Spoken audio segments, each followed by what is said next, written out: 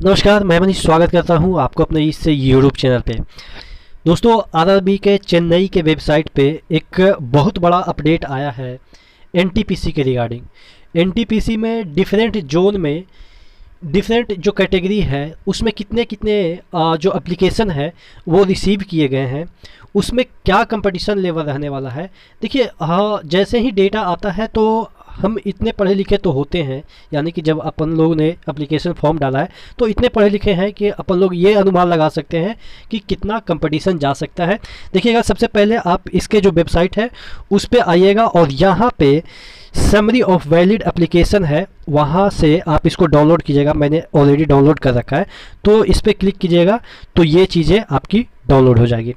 अब यहाँ पे टोटल नंबर ऑफ वैकेंसी तो नहीं दिया, लेकिन कितने एप्लीकेशन डाले गए हैं वो दिया गया है।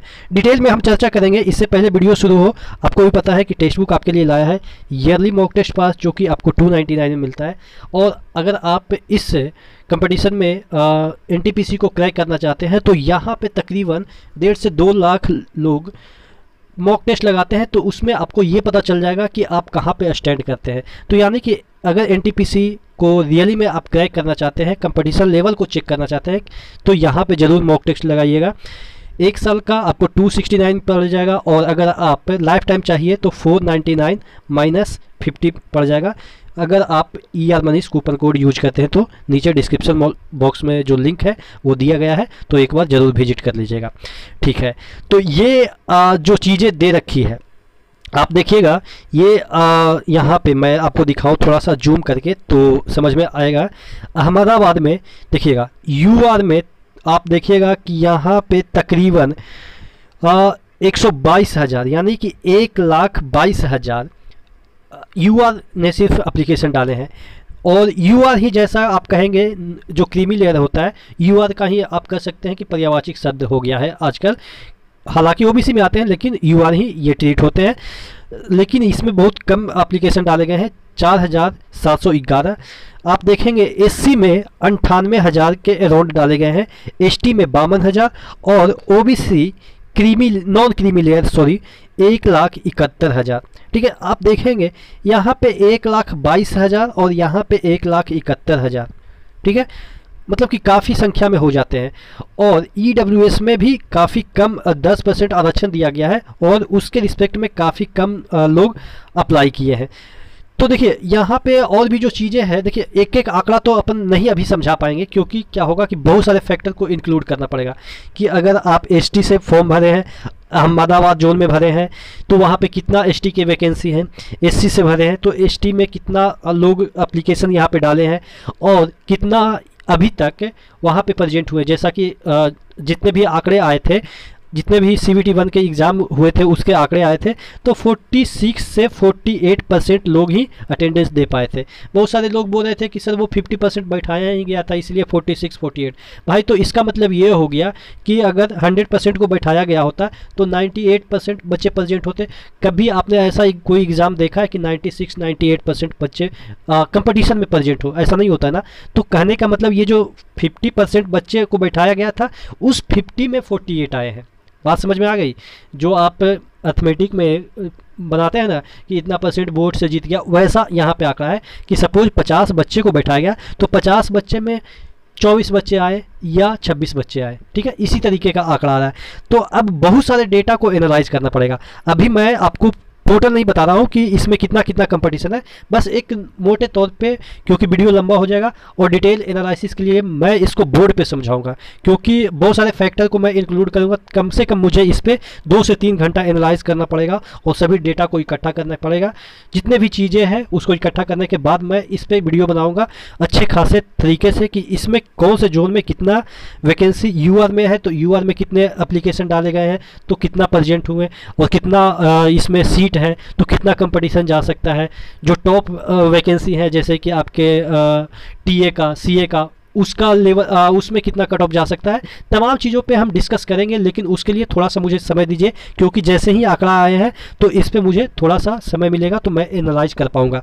बाकी मोटे तौर पे मैं बता रहा हूँ। यहाँ पे देखिएगा, जो टोटल अगर हम बात करें, यहाँ पे टोटल 1 मिनट, यहाँ पे 4,61,000 677 अहमदाबाद में। और उसके बाद यहाँ पे अगर आप देखें तो अजमेर में 8,57,690। और इधर भी आपके OH वगैरह के लिए अलग जो सीटें हैं वो अलग से निर्धारित की गई है। तो इधर आपके OH PH वगैरह आ गए। उसके बाद एक सर्विसमैन के भी दिए गए हैं। मोटे तौर पे हम जनरल जो कैंडिडेट होते हैं, जो आप कह सकते हैं OBC SC ST, इसके बारे में ही चर्चा कर लेते हैं। आप देखेंगे कि टोटल यहाँ पे टोटल 1,25,00,000। तो आप देख सकते हैं जितने भी जोन है, आप देखेंगे कि अहमदाबाद, अजमेर, इलाहाबाद सभी के डेटा यहाँ पे आ गए हैं। तो जिन जोन में आपने भरा होगा, जिन कैटेगरी से भरा होगा, तो आप इससे एनालाइज कर पाएंगे। आपके पास ये भी पता होगा कि कितना वैकेंसी UR में है, कितना वैकेंसी उस जोन में SC में है, कितना वैकेंसी ST में है।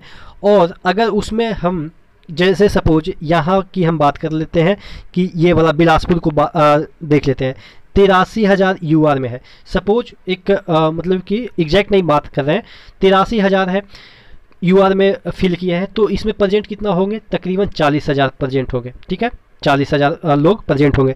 ठीक है, अब 40,000 प्रेजेंट होंगे। सीट कितना है? सपोज मान लेते हैं कि कुछ देर के लिए UR में वैकेंसी सपोज 400 है। एक मोटे तौर पे, मैं एग्जैक्ट नहीं बात कर रहा हूँ, मैं आपको समझा रहा हूँ कि किस तरीके से आप कैलकुलेट करेंगे। 400 है और 40,000 यहाँ पे लोग आप कहेंगे कि एग्ज़ाम देने गए होंगे, क्योंकि 85% आप मान के चलो। अब इसका कितना गुना लेंगे? वो 20 गुना लेंगे। ठीक है, 20 गुना लेंगे। 20 गुना लेंगे तो आप समझ लो कि कितना लोग का सिलेक्शन होगा। अब उतना लोग का सिलेक्शन होगा तो उसका परसेंटेज आप निकाल लीजिए कि क्या आपको उसमें नंबर आ रहे हैं कि नहीं आ रहे हैं। हम डिटेल में आपको हर एक जोन का, हर एक कैटेगरी का डिटेल में निकाल के बताएंगे, लेकिन आप अपने तरीके से इस तरह से निकालिए कि क्या आपका सिलेक्शन हो रहा है कि नहीं हो रहा है। देखिए, आपके टेस्ट में नंबर थोड़ा बहुत आगे पीछे होते हैं तो उसके लिए पैनिक नहीं होनी है, क्योंकि जो टेस्ट ऑनलाइन लगाते हैं ना, वो पढ़ने वाले बच्चे होते हैं। तो सपोज अगर 80,000 लोग टेस्ट दे रहे हैं, आपका रैंक उसमें 40,000 आ रहा है, तो आप ये मान के चलो कि वही 80,000 वाले लोग से ही आपको फाइट करना है, क्योंकि जो टेस्ट नहीं लगा रहे हैं तो वो ऑब्वियस है, सिर्फ फॉर्म भरे हैं, वो सीरियस नहीं है। तो टेस्ट में अगर आपके कम नंबर आ रहे हैं ऑनलाइन टेस्ट में, तो उससे आपको बरी होने की आवश्यकता नहीं है। एक चीज़ और कि क्या ये जो डेटा है RRB NTPC के लिए तो आ गया, क्या RRC ग्रुप डी का भी डेटा इसी तरीके से आएगा कि नहीं आएगा? देखिए, RRC ग्रुप डी का डेटा अभी इसलिए मुझे नहीं लग रहा है कि इस तरह से आएगा, क्योंकि अभी इसमें थोड़ा सा पेचीदा मामला कोर्ट केस का है। अब ये जो कोर्ट केस में चला गया है, इलाहाबाद कोर्ट में आज भी उस पर सुनवाई हुई थी। तो जब तक कोर्ट का निर्णय नहीं हो जाता है, चलो ठीक है, पहले अगर वो आंकड़ा दे भी देते हैं तो उसमें संशोधन करना पड़ेगा जब कोर्ट का फाइनल वर्डिक्ट आ जाएगा, क्योंकि बहुत सारे बच्चे का फॉर्म रिजेक्ट हो चुका है। तो उस आंकड़ा को भी इसमें इंक्लूड करना पड़ेगा, जिसकी वजह से मुझे लग रहा है कि अभी फिलहाल RRC ग्रुप डी का ऐसा आंकड़ा नहीं आएगा जब तक कि कोर्ट का डिसीजन नहीं आ जाता है, क्योंकि उसमें थोड़ा सा चांसेज है कि जिन बच्चे का फॉर्म रिजेक्ट हुआ है उनको दोबारा मौका मिलेगा, क्योंकि उन्हीं बच्चे का इसमें फॉर्म एक्सेप्ट हुआ है। ठीक है, आप नीचे कमेंट जो बॉक्स है उसमें कमेंट करके बताएंगे कि आपका कौन सा जोन है, कौन सी कैटेगरी है, और उस कैटेगरी में आप क्या समझते हैं कि कितना कंपटीशन रहेगा।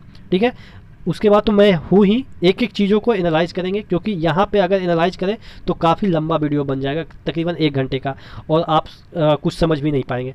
तो इसलिए सिर्फ इन्फॉर्म करने के लिए कि आप अपने तरीके से भी कैलकुलेट कीजिए, मैं तो कैलकुलेट करके बताऊँगा ही। तो नेक्स्ट वीडियो में मिलते हैं, तब तक के लिए धन्यवाद।